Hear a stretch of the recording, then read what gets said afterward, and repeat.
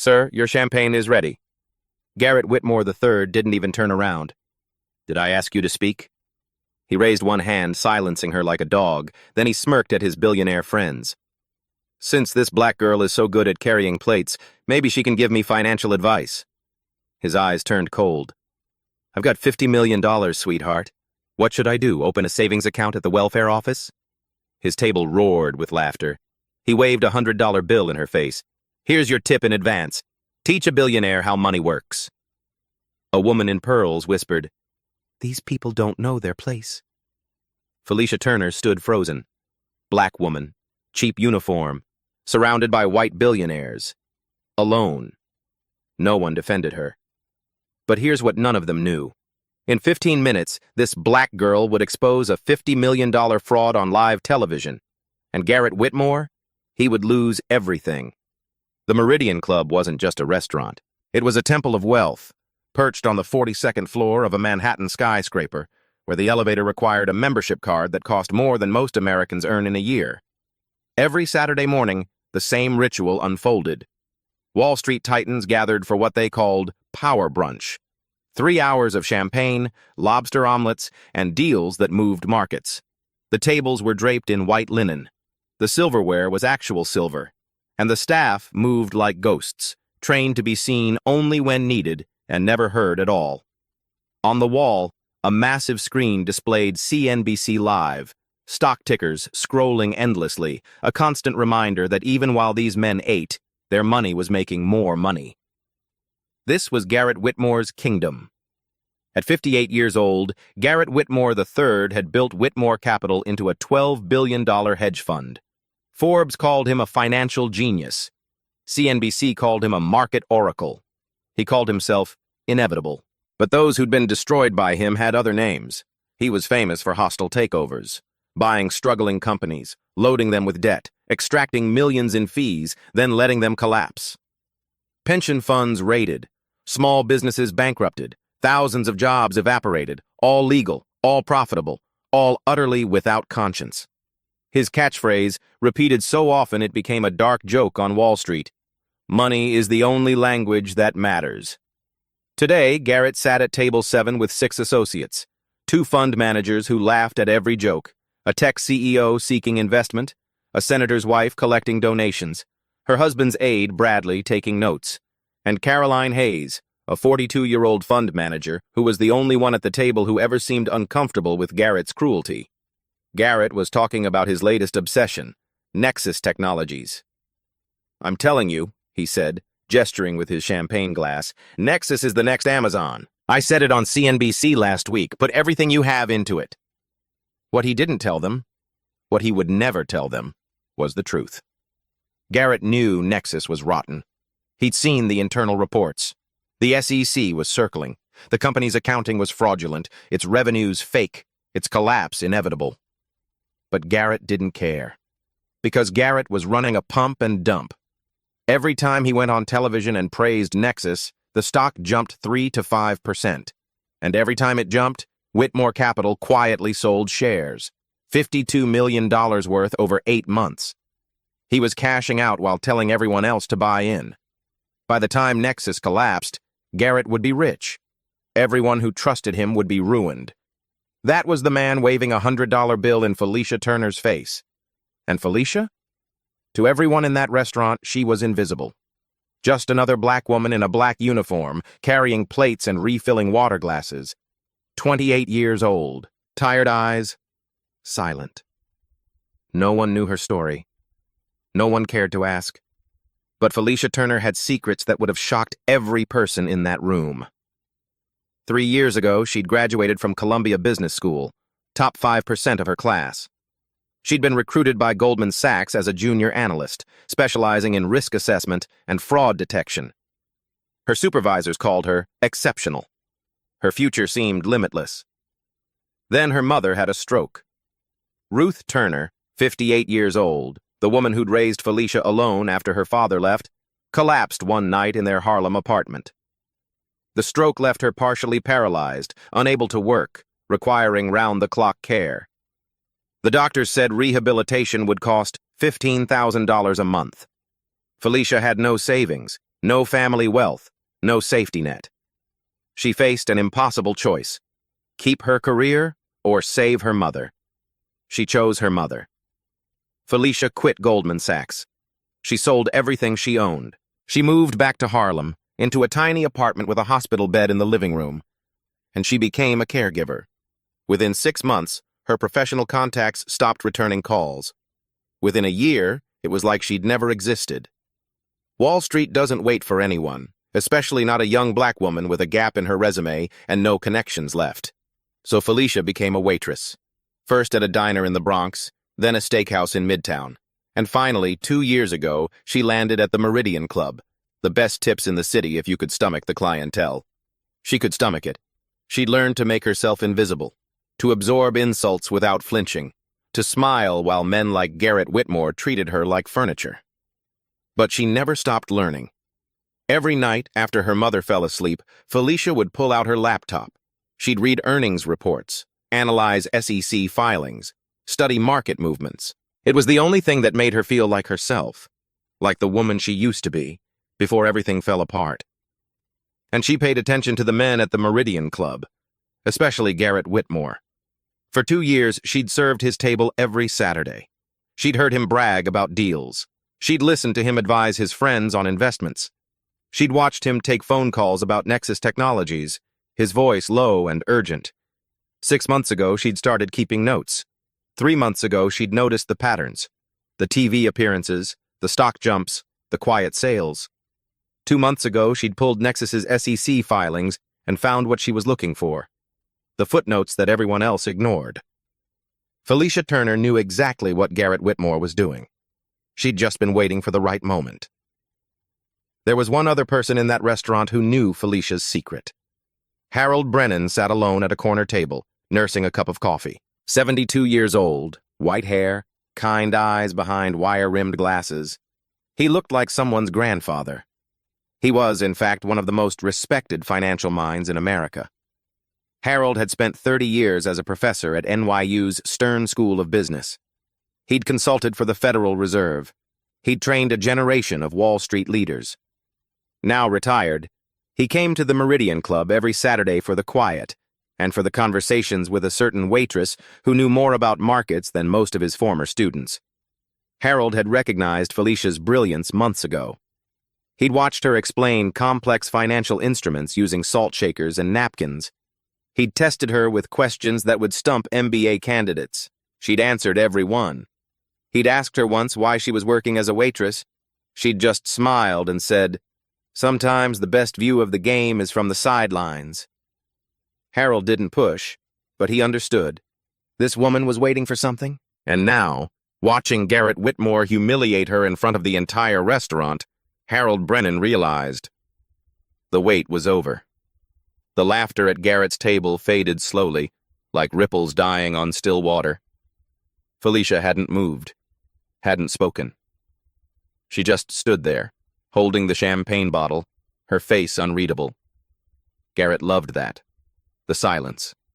The submission.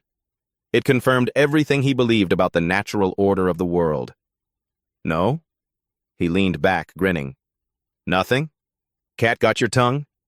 He spread his arms wide, playing to his audience. Come on, I'll make it easy. Simple question. Should I buy stocks or bonds right now? Surely even you can answer that. Felicia looked at him, really looked at him, for the first time in 2 years. And then she spoke. Neither. Garrett blinked. Excuse me? You asked for my advice. Her voice was calm, steady. You should sell. Sell? Garrett snorted. Sell what? Nexus Technologies. All of it. Before Tuesday. The table went quiet. Garrett had just told millions of CNBC viewers to buy Nexus. He'd staked his reputation on it. And now a waitress, this waitress, was telling him to sell? For a moment, he was too stunned to respond. Then his face hardened. You have no idea what you're talking about. Nexus's Q3 report shows revenue recognition irregularities, Felicia said, her tone shifting into something sharper, more precise. Accounts receivable jumped 340%, while revenue only grew 12%. That's textbook channel stuffing. And the SEC filing from last month has a footnote about an ongoing internal review. That's code for investigation. Dead silence. The fund managers at the table exchanged glances. Caroline Hayes set down her fork. This wasn't Waitress language. This was Wall Street language. Garrett's face reddened. You're reading headlines and pretending to understand them. I'm reading 10K filings, Felicia replied. There's a difference. Something shifted in the air. The other diners had stopped their conversations. Staff members peered out from the kitchen. Everyone was watching now. Garrett stood up slowly, his chair scraping against the marble floor. All right. His voice was tight, controlled. You think you're so smart? Let's make this interesting. He pointed at the CNBC screen on the wall. Nexus's stock price glowed green, $142.50. Nexus will close above 150 by Friday. If I'm right, you stand on that chair. He jabbed a finger at the seat behind her. And apologize to everyone here for wasting our time. Publicly. His friends chuckled nervously.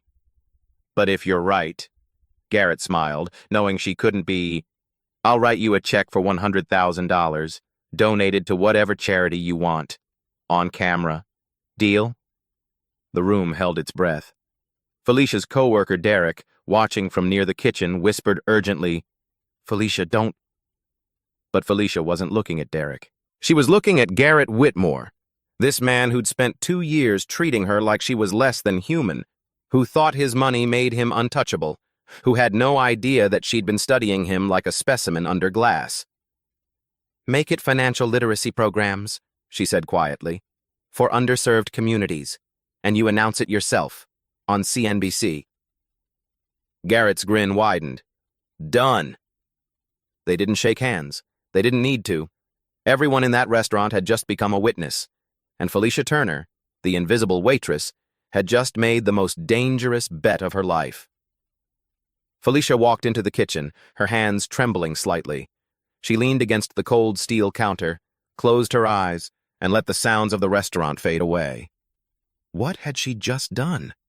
2 years of silence, 2 years of swallowing insults, of being invisible, of waiting. And now, in 60 seconds, she'd thrown it all away on a public confrontation with one of the most powerful men in finance. But as her heart rate slowed, Felicia realized something. She didn't regret it. She couldn't. Because this moment had been building for far longer than 2 years. Her mind drifted backward to a different kitchen, a different time. She was 25 years old again, sitting in a glass-walled conference room at Goldman Sachs. 12 analysts around a mahogany table, the managing director presenting quarterly risk assessments, numbers flowing across screens like water. And then she saw it, a flaw in their correlation model that no one else had noticed. She raised her hand. Her voice shook slightly as she spoke. Sir, the correlation assumptions don't account for tail risk in emerging markets. If we adjust for that, the exposure is actually 3 times higher than projected. The room went silent. 12 faces turned toward her. Some annoyed, some skeptical, some simply confused. The managing director stared at her for a long moment. Then he looked back at the screen. She's right, he said finally. Fix it. That was the moment Felicia knew she belonged. She was good at this. Really good. She could see patterns others missed, read footnotes others skipped, connect dots others didn't even know existed. For 1 beautiful year, she thought she'd made it. Then came the phone call, 11 p.m. on a Tuesday. She was still at her desk, buried in spreadsheets. Felicia, this is Mount Sinai Hospital. Your mother has been admitted. She's had a stroke. The next hours were a blur. Fluorescent lights, antiseptic smell. Her mother's face, half paralyzed, her eyes full of fear. The doctor's words, clinical and devastating. She'll need 24-hour care, rehabilitation, physical therapy, speech therapy. Without insurance, you're looking at $15,000 a month. Minimum. Felicia had $4,000 in savings, no family to call, no safety net. She sat beside her mother's bed that night, holding her hand, watching monitors beep. Ruth Turner had raised her alone. had worked double shifts as a hotel housekeeper to pay for Felicia's education, had never complained, never asked for anything, never stopped believing that her daughter would achieve great things. And now Ruth couldn't speak, could barely move, could only look at Felicia with eyes that said, "I'm sorry. I'm so sorry." Felicia made her choice before dawn.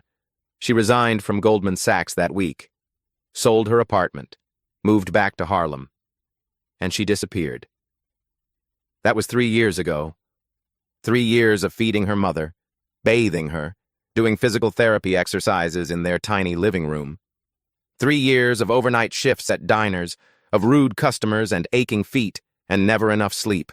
3 years of watching her former classmates get promoted, get married, get everything she'd once dreamed of. But Felicia never stopped studying. Every night, after Ruth fell asleep, she would open her laptop, read earnings reports, analyze markets. It was the only thing that kept her sane, the only connection to the person she used to be. And then she got the job at the Meridian Club. At first it was just about the money, better tips, wealthier clients, enough to cover her mother's medications. But then she started listening. The men at these tables talked openly, arrogantly, as if the servers didn't exist. They discussed insider deals, manipulation schemes, fraud. Garrett Whitmore was the worst of them. Felicia began keeping notes, recording patterns, pulling public filings and cross-referencing what she heard. 6 months ago, she'd realized what Garrett was doing with Nexus Technologies. 3 months ago, she'd found the evidence buried in SEC footnotes. 1 month ago, she'd made contact with a journalist named Sarah Wade from the New York Times. And today, Garrett Whitmore had handed her the opportunity she'd been waiting for. He'd asked her for financial advice, and she was finally going to give it to him. Felicia opened her eyes, pushed herself off the counter, and straightened her uniform. Her hands weren't trembling anymore. She walked back out onto the floor. Derek caught her arm as she passed the kitchen door. "Are you crazy?" he whispered. "That's Garrett Whitmore. He destroys people for fun. What are you doing?" Felicia gently removed his hand. "He asked for financial advice. I'm going to give it to him.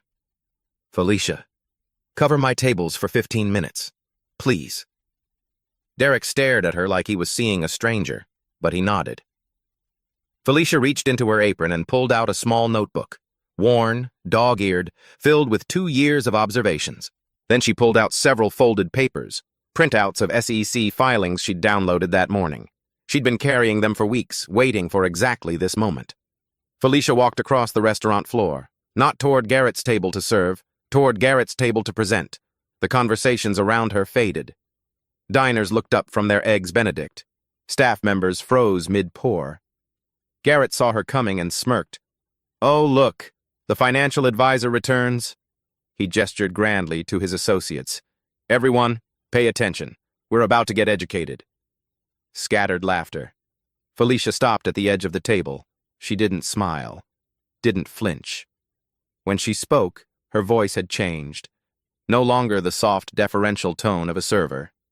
This was the voice she'd used in Goldman Sachs conference rooms. "Mr. Whitmore, you asked for my advice. Let me give you a proper analysis." "By all means." Garrett leaned back, arms crossed. "Enlighten us, sweetheart." Felicia ignored the condescension. She'd heard worse, much worse. "Nexus Technologies," she began. "Ticker symbol NXT. Current market cap $8.2 billion. You've been publicly bullish since Q2. You've made 17 television appearances recommending the stock. Each appearance correlates with a 3 to 5% price increase." The smirk on Garrett's face flickered. "Impressive memory," he said. "You can count TV appearances. So what?" Felicia unfolded one of her papers and placed it on the table. "Page 43 of their most recent 10Q filing, footnote 12. She pointed to a highlighted section. Quote, "The company is cooperating with an informal SEC inquiry regarding revenue recognition practices." End quote. Caroline Hayes leaned forward, frowning. "Wait, I didn't catch that in my analysis." "Most people don't read footnotes," Felicia said. "That's the point." Garrett's jaw tightened. One footnote doesn't mean anything. You're right, Felicia agreed. So let's look at three more things. She raised one finger. First, accounts receivable. Nexus reports that their accounts receivable grew 340% year over year, but their revenue only grew 12%. She paused, letting the numbers sink in. Do you know what that means? They're booking sales that haven't actually been paid for. It's called channel stuffing. They're shipping products to distributors who never ordered them, counting it as revenue, then taking the products back after the quarter ends. It's one of the oldest accounting tricks in the book. The fund managers at the table exchanged uneasy glances. Felicia raised a second finger. Second, insider selling. Nexus's CFO sold $12 million in stock last month through a 10b5-1 plan. These plans are supposed to be set up months in advance to avoid insider trading accusations. But his plan was filed just 46 days before the sale. The legal minimum is 45 days. She looked directly at Garrett. When a CFO sells that much stock that fast, it means one thing. He knows something bad is coming, and he's running for the exit. Caroline had pulled out her phone, frantically typing. Felicia raised a third finger. Third, the auditors. Peterson and Associates has been Nexus's external auditor for 11 years. Last quarter, they quietly resigned. No announcement, no explanation. Just gone. She let that sit for a moment. Auditors don't resign from $8 billion clients unless they've seen something they don't want their name attached to. Something like fraud. The table was silent. One of the fund managers, a man who'd been laughing loudest at Garrett's jokes, had gone pale. Holy shit, he muttered. I have 20 million in Nexus. Garrett's face had turned red. A vein pulsed in his temple. This is ridiculous, he snapped. She's a waitress. She's reading conspiracy theories off the internet and pretending to be an expert. Felicia looked at him calmly. Then why are you sweating, Mr. Whitmore? Something dangerous flashed in Garrett's eyes. He wasn't used to being challenged, certainly not by someone like her. You know nothing about real finance, he said, his voice low and hard. Nothing about how the world actually works. You carry plates for a living. And you carry other people's money, Felicia replied. The question is whether you're carrying it to safety or carrying it into a fire you started yourself.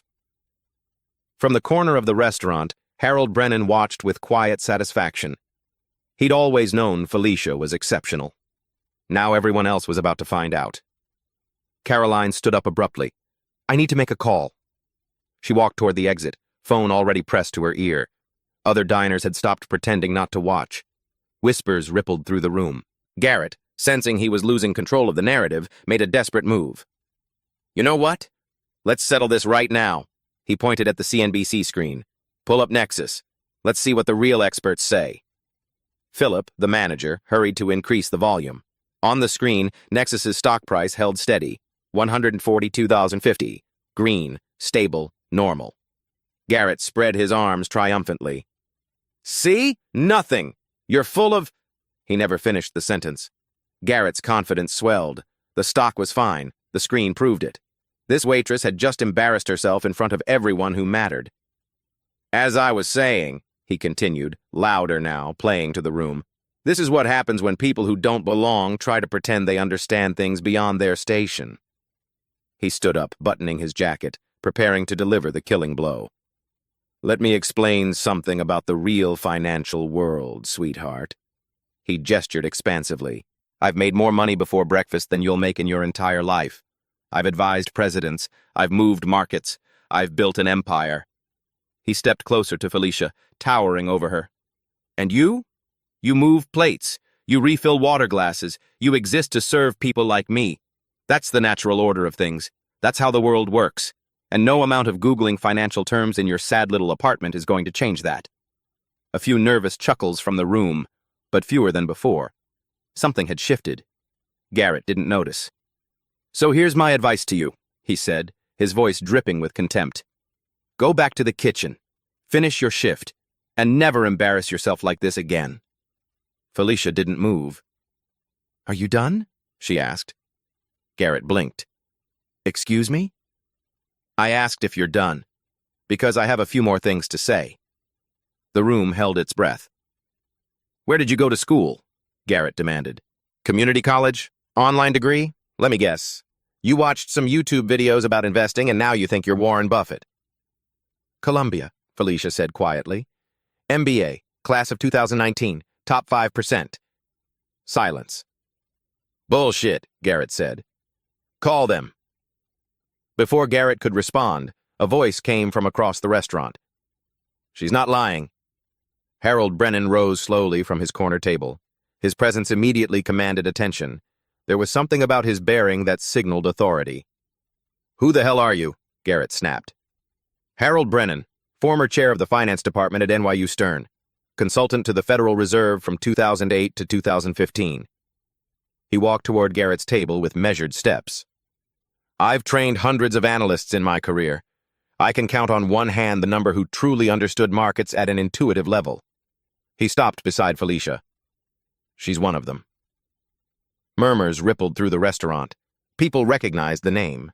Harold Brennan was legendary in financial circles. Garrett's face twisted. I don't care if she has a PhD from Harvard. One degree doesn't mean she knows anything about my business. You're right, Felicia said. So let me tell you about your business specifically. She pulled out another sheet of paper. You've appeared on CNBC 17 times in the past year to promote Nexus Technologies. Each appearance, the stock jumps. And each time, within 48 hours, Whitmore Capital sells shares. She held up the paper. March 15th, CNBC appearance, stock jumps 4%.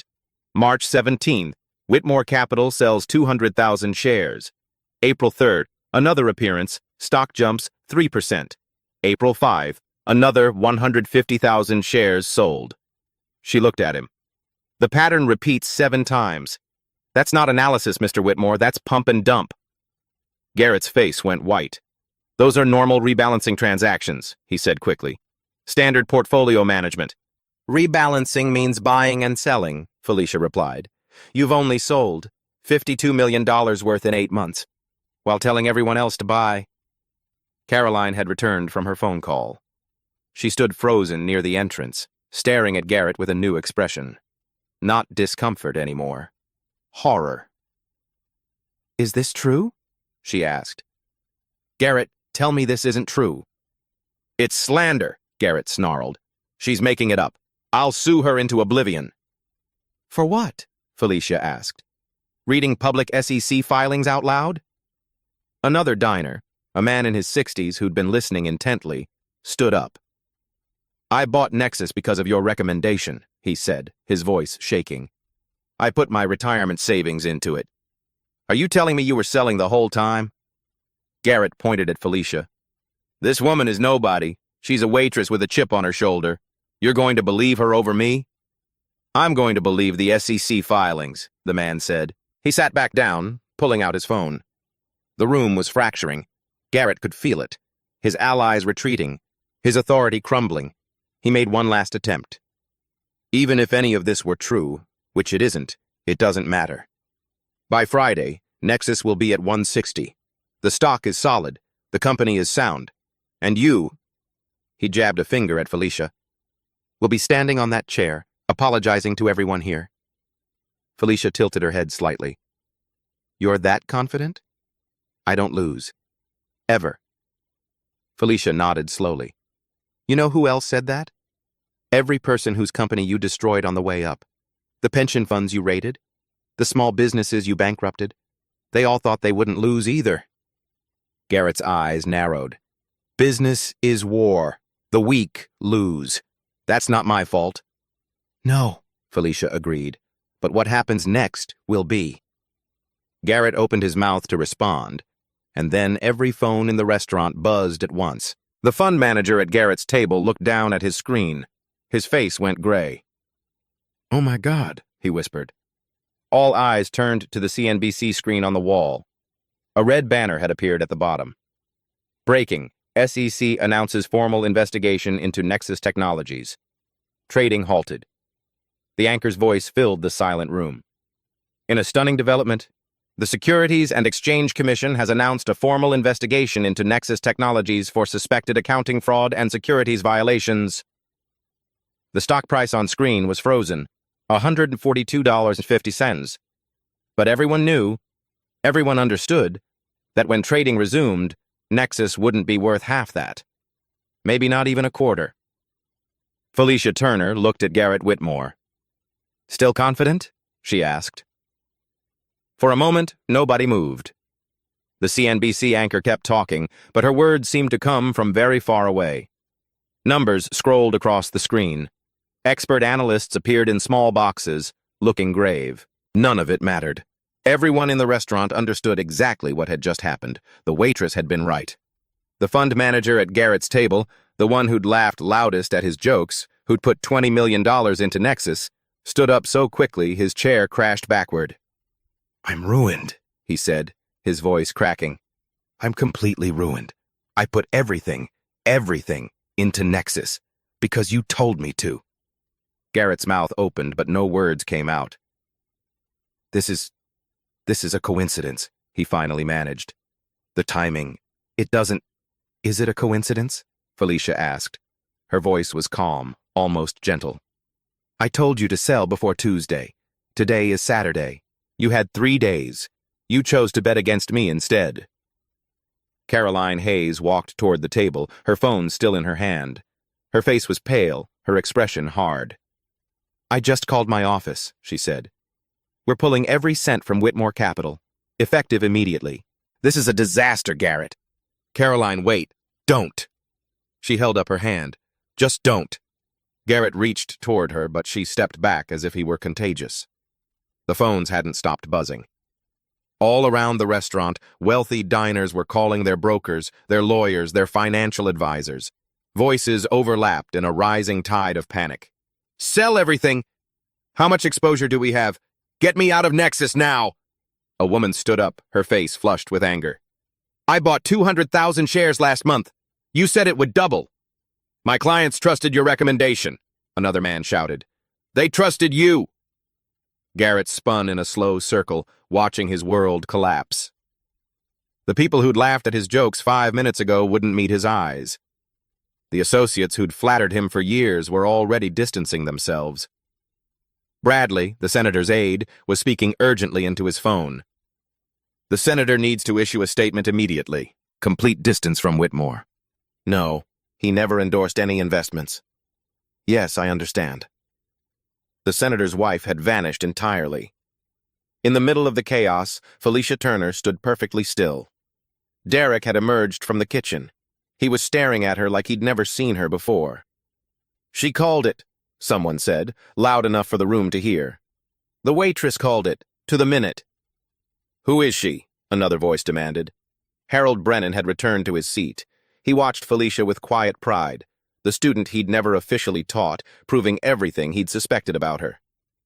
"Who are you?" The question came from multiple directions now. "How did you know?" Felicia looked around the room at all these rich, powerful people who'd ignored her for 2 years, or worse, humiliated her. "I'm someone who reads the footnotes," she said.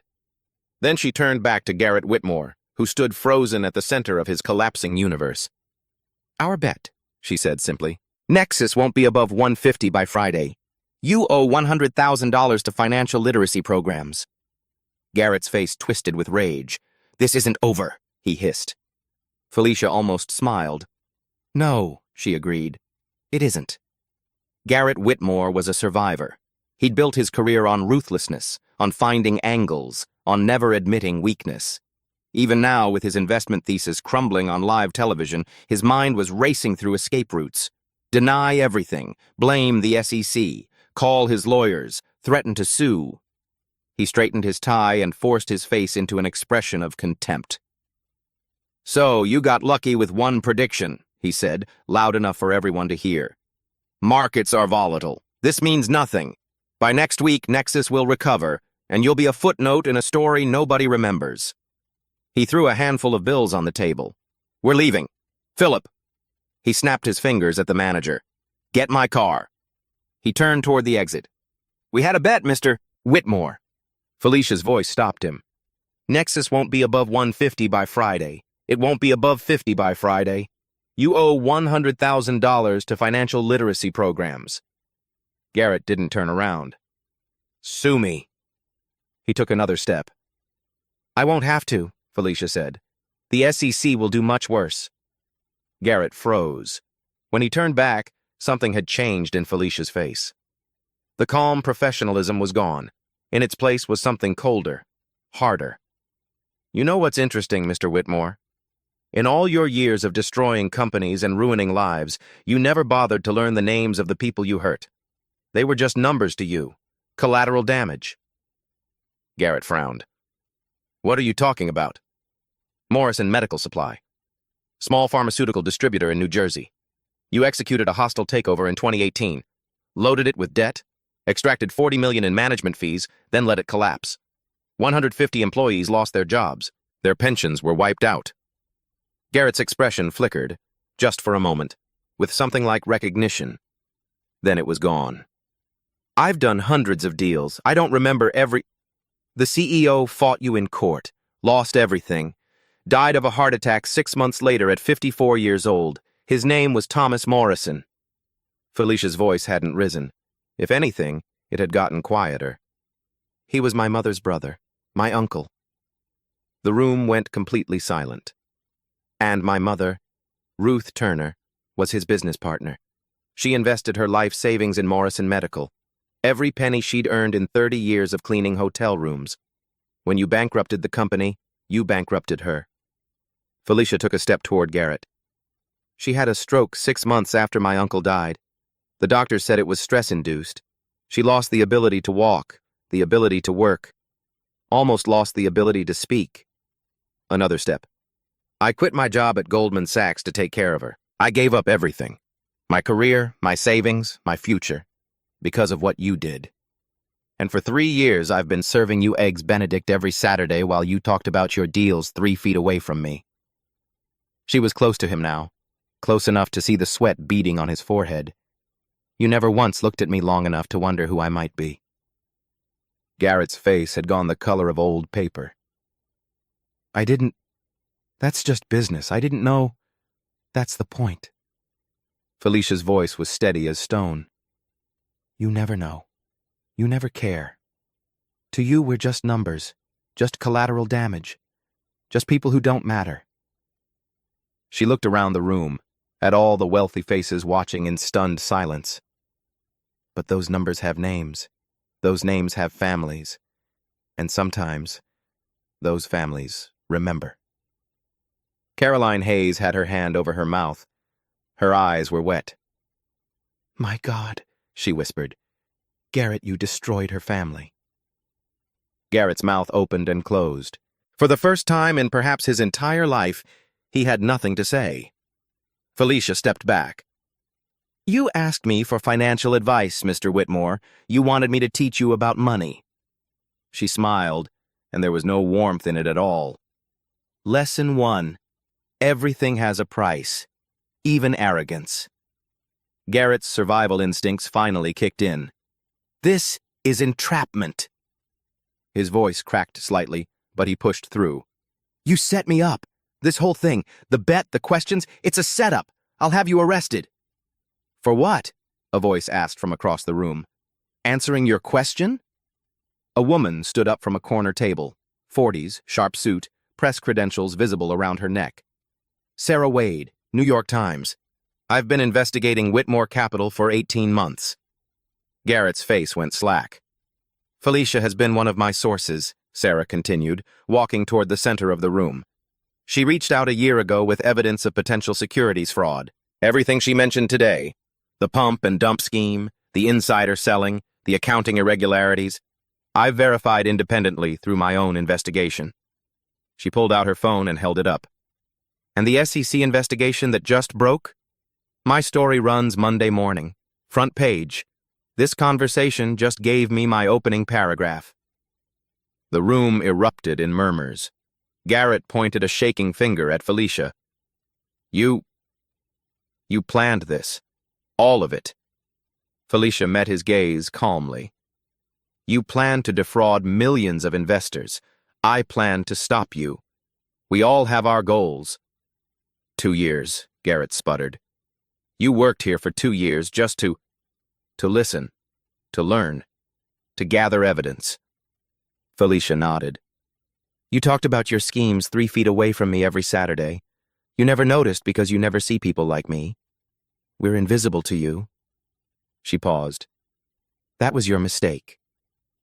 Garrett's associates had already begun to scatter. The fund managers were gone. The tech CEO had slipped out during the commotion. Bradley, the senator's aide, was heading for the door, phone pressed to his ear, already crafting talking points to protect his boss. Sir, Bradley said without looking back, the senator will be issuing a statement. He barely knows you. He's never endorsed any investment advice. Please don't contact his office. The door closed behind him. Garrett stood alone. The man who'd commanded this room 5 minutes ago, who'd humiliated a waitress for sport, who'd thought himself untouchable, now abandoned by everyone who'd laughed at his jokes. Caroline Hayes approached him slowly. I believed in you, she said quietly.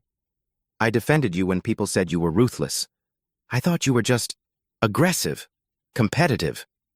She shook her head. But this? Destroying a family and then mocking their daughter while she served you champagne? That's not business, Garrett. That's evil. She walked away without waiting for a response. Garrett's face contorted, the mask of confidence finally cracking. You can't do this to me, he said, his voice rising. Do you know who I am? Do you know who I am? Yes, Felicia said simply. You're a man who just lost everything in a restaurant, while a waitress watched. She turned and began walking toward the door. Oh, and Mr. Whitmore? She paused, looking back over her shoulder. I'd skip the Eggs Benedict next week. I don't think you'll be welcome here anymore. She untied her apron as she walked, folding it neatly, placing it on an empty table.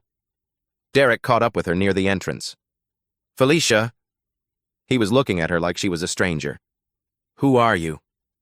She smiled, a real smile this time, tired but genuine. I'm someone who finally finished her mother's business. Harold Brennan met her at the door. He took her hand in both of his. Your uncle would be proud, he said. So would your mother. Felicia's eyes glistened, but she didn't cry. Not yet. I need to go see her. Tell her it's done.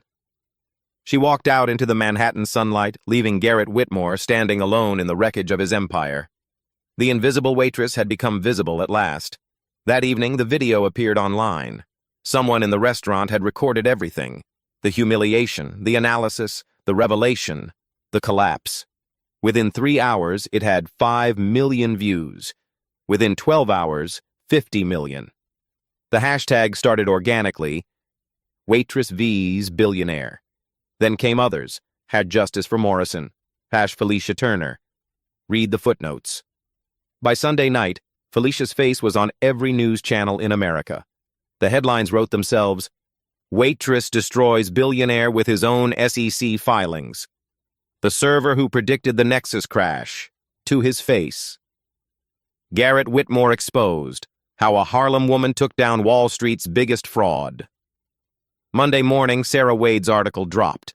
Front page of the New York Times, The Waitress, the Billionaire, and the Fraud, inside Whitmore Capital's House of Cards.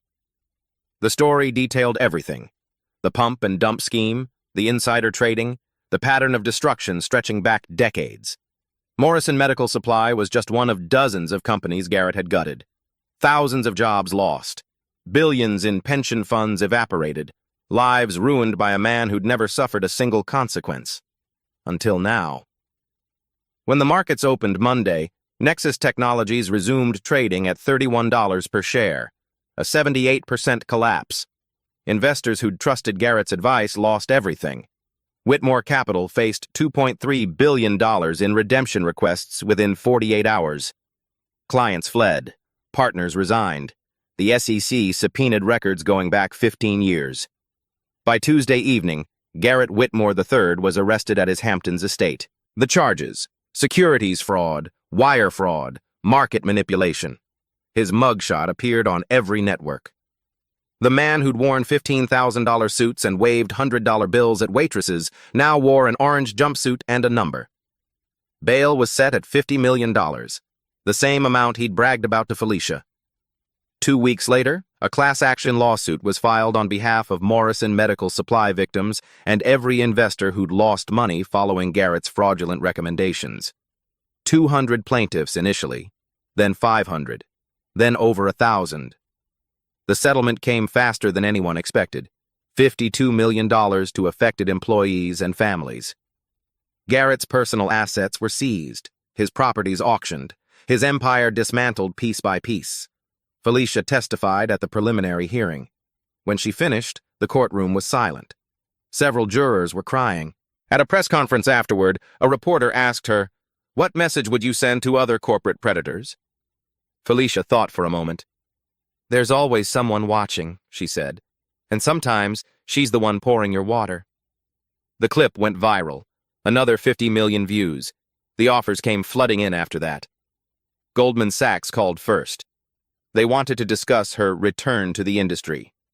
A senior analyst position, corner office, salary negotiable. Morgan Stanley followed, then J.P. Morgan, then CNBC offering her a regular contributor spot. Netflix wanted to option her life rights for a limited series. Felicia declined them all. Instead, she used her share of the settlement, plus the speaking fees and interview payments that kept arriving, to open the Morrison Financial Literacy Center in Newark, New Jersey.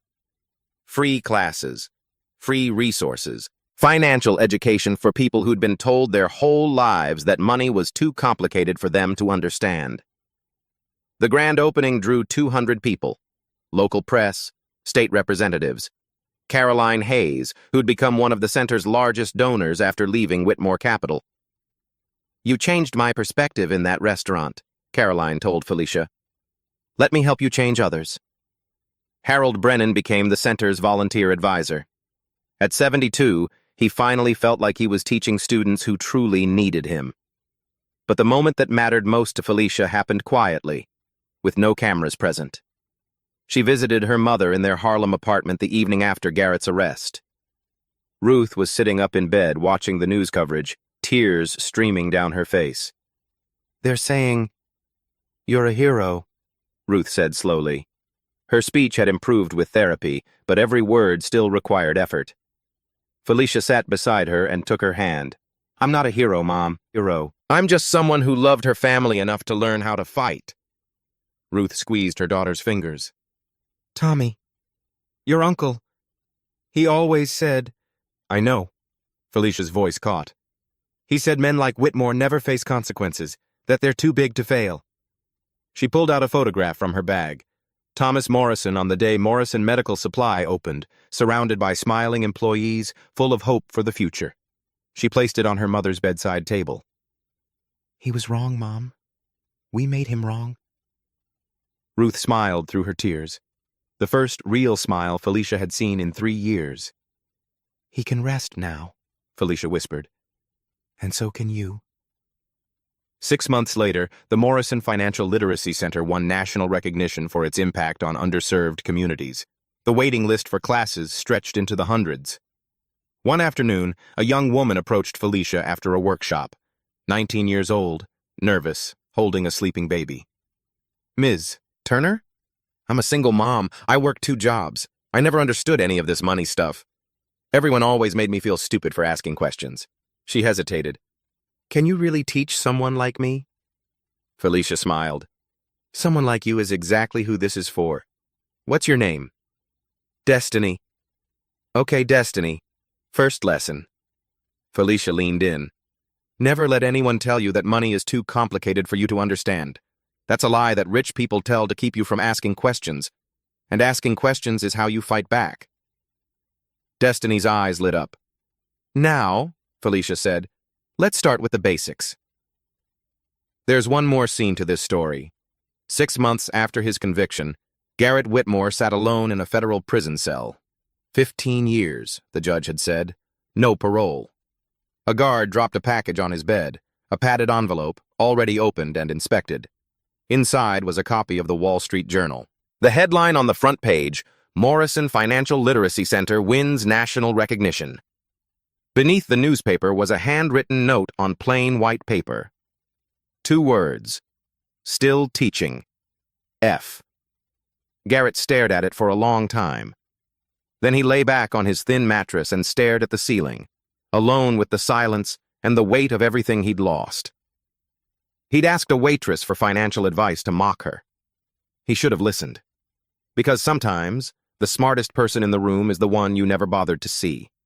And sometimes, the people you dismiss as invisible are the ones who see everything. If Felicia's story moved you, subscribe for more stories of underdogs who refused to stay invisible. Hit that notification bell. Share this with someone who needs to hear it today. And remember, your circumstances don't define your intelligence. Your uniform doesn't tell your story, and the person serving your coffee might just be the one who changes the world. Never underestimate anyone.